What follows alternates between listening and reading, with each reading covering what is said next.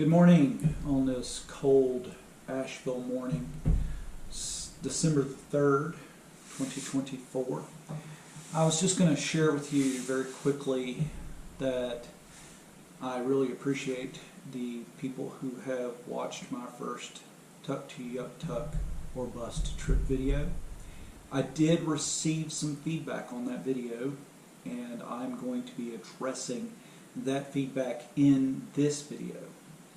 Now, as you know, a lot of you can go to the Lost in the Bush Facebook page and download the recovery tools tool list and the camping gear list of camping gear that I took with me to Tuktoyaktuk. I feel like this is a very broad list. It might be something you might need a few more items, might deduct a few items from this list as you plan a trip somewhere else on your motorcycle.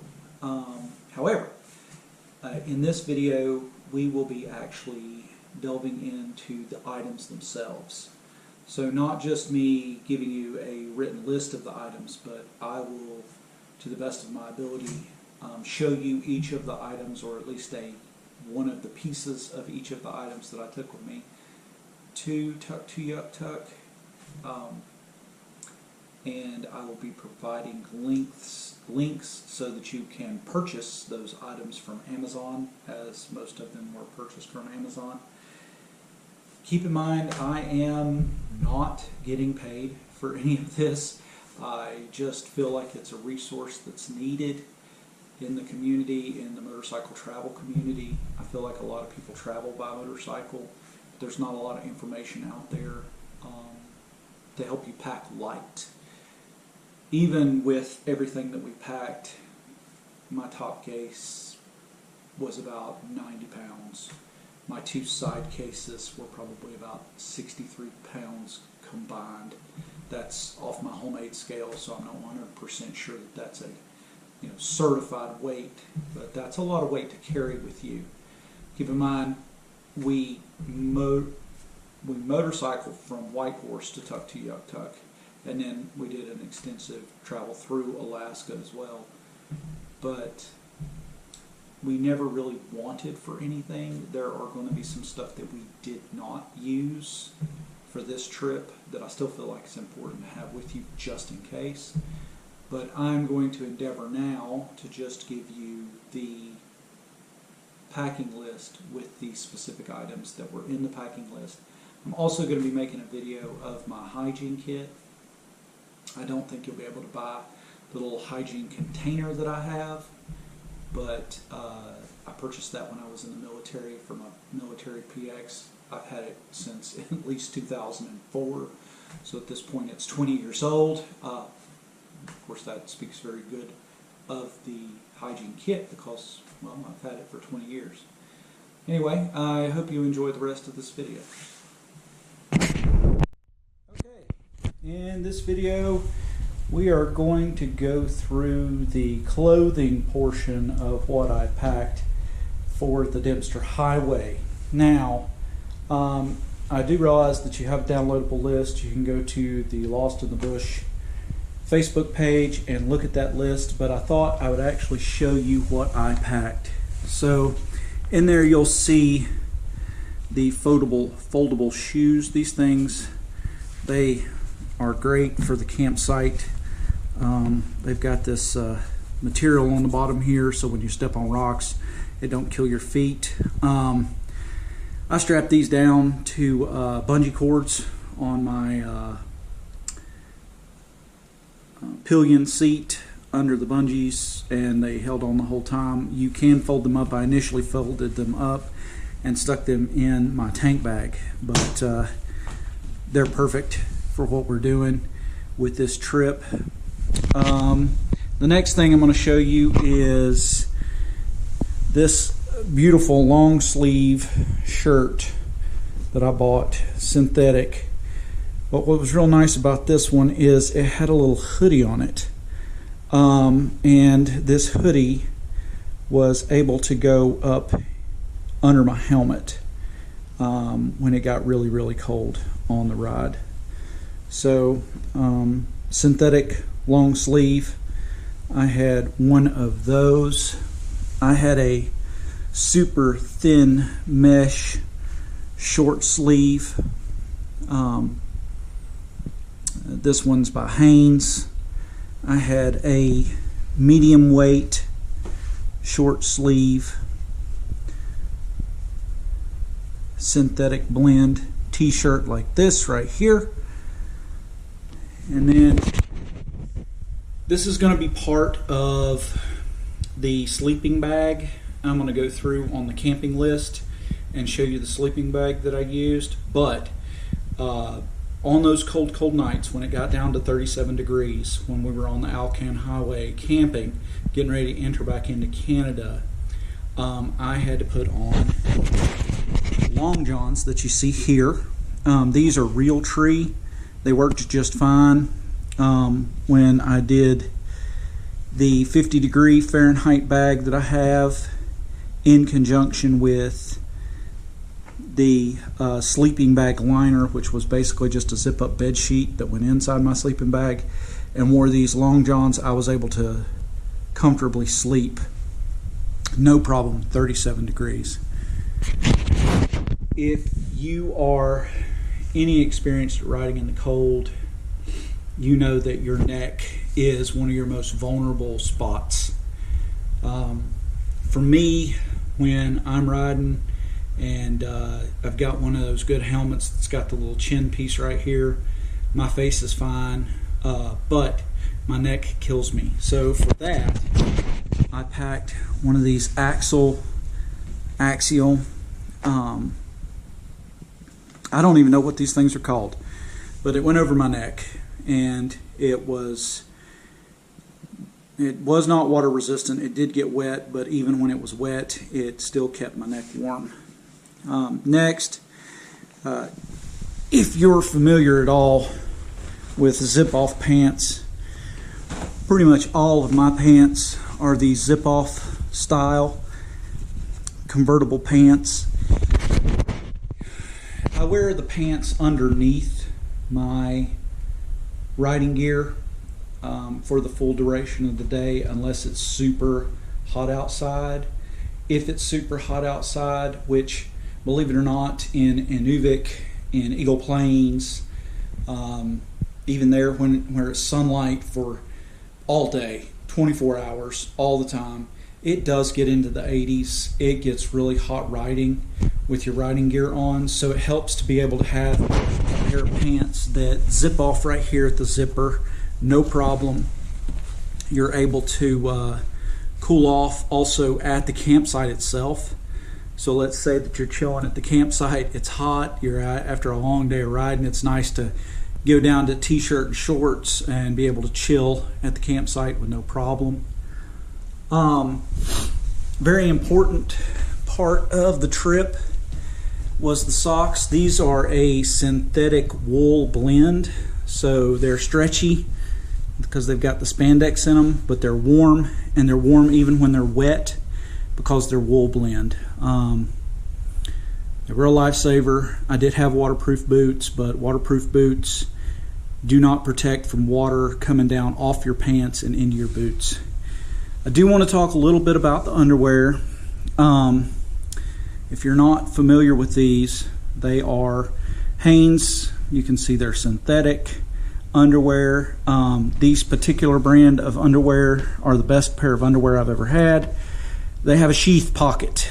That sheath pocket, I mean, when you're riding for hours and hours and hours a day, stuff can get shifted around. It's nice to have that little sheath pocket to keep things where they belong so that they don't begin to become uncomfortable when you're sitting for long periods of time. Finally,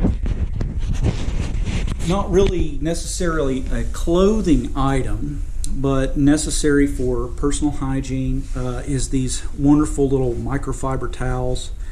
I picked this one up off of Amazon right before I went. It came in a kit with both the microfiber towel and the washcloth. I found it to be very beneficial. Was able to hang it on tree limbs with this so that it was sitting just outside the creek. And yes, you will be getting into the creek to take a shower. There are times when you'll have no choice. You just won't have the opportunity to do anything but hop in a creek with a bar of soap. I'm going to go over my hygiene kit next, and we'll discuss some of the hygiene items that you're going to need for this trip. Last but not least, a mesh laundry bag. Now, the mesh laundry bag is fantastic. The reason for it is that you put your wet clothes in it, you kind of bungee corded it. I bungee corded mine to the top of my top case, and as we were driving down the road, all of my clothes are synthetic and quick dry, so in the mesh bag they were able to get dry cruising down the road at 30 miles an hour. This did make them a little dusty, but you'll see there's no real way to avoid the dust when you get out there on the Dempster. Okay, so let's get into this. This is my Lewis & Clark hygiene kit. I purchased this in 2004 from a military post exchange in Dongdaecheon, South Korea. I've had it since then. But we're going to go through some of the items that I have discovered are essential hygiene items throughout the years. We're going to start with this top mesh bag. So this is easy to get into. I have bar soap in a bar soap container. The bar soap, I choose bar soap because it does not squirt everywhere. You can see that there's the bar of well-used bar soap. Next, I have my toothbrush, toothpaste, and my Q-tips to keep my ears clean. Next, we have full bar-sized deodorant. Finally, for most trips, I use Naturapel. Unfortunately, during this trip, I did not find this particularly useful in the Canadian Arctic. The mosquitoes up there and the flies up there are nothing to sneeze at. I will be showing you at the very end of this video what you can do about that. Next in the list is my medication and self-care items. So I have allergies, so I've got my Zyrtec, my Flonase, some SPF 30 sunscreen, some Benadryl in case I have an acute allergic reaction to something bit me, or I stumble across some authentic chai tea, which I am strangely allergic to. Hydrocortisone cream for bug bites. Antacid for, I don't know, I didn't find the food in Canada to be particularly difficult on my stomach, but just in case. Ibuprofen for pain, and then of course chapstick. Almost forgot because it's black on black, but I have a hair comb as well. Finally, down in the bottom, I have the remnants of a kind of first aid kit.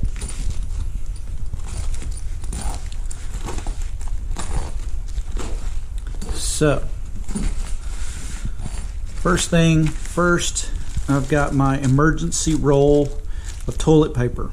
This is my second emergency roll of toilet paper. I keep one in my tank bag. Kleenexes that can also double as emergency toilet paper. And then my makeshift first aid kit, which includes more antihistamine, cotton balls, anti-diarrheal pills, feminine hygiene pads for particularly big or big cuts where you're having a lot of blood, triple antibiotic ointment, burn gel, Orisol gel for your teeth if you have a toothache, alcohol swabs, a pair of gloves for universal precautions, a selection of Band-Aids, and more antacid tablets, and some more hydrocortisone cream. Nothing in here, as said, from the hydrocortisone cream is particularly effective against bug bites, which is what we will talk about next, because you will encounter bugs.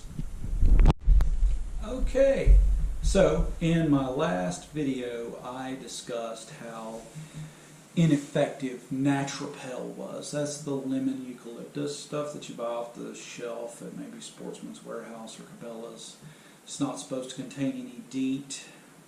I discovered it at Colcall Park down in South Carolina.